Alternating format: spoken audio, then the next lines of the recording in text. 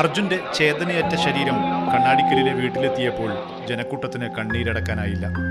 മരിച്ചത് അതിപ്രശസ്തനല്ല, എന്നിട്ടും അണമുറിയാത്ത ജനപ്രവാഹം.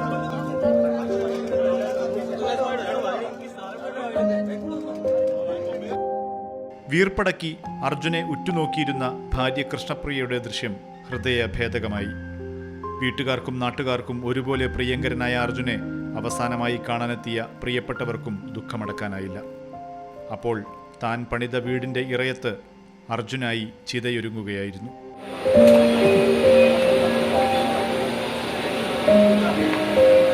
തിരിച്ചറിവില്ലാത്ത പ്രായത്തിലും മകൻ അയാൻ അച്ഛനെ വിട്ടുകൊടുക്കാൻ കഴിയാതെ കരഞ്ഞു. അർജുന്റെ ചിതയെരിയുന്നത് സാക്ഷിയാകാനെത്തിയ ഭാര്യ കൃഷ്ണപ്രിയയും മകനും കണ്ടുനിന്നവരെ കണ്ണിൽ ഈറനണിയിച്ചു.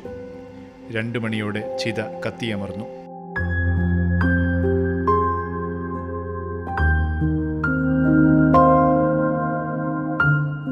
പ്രിയപ്പെട്ട അർജുനന് കണ്ണീരോർമ്മ.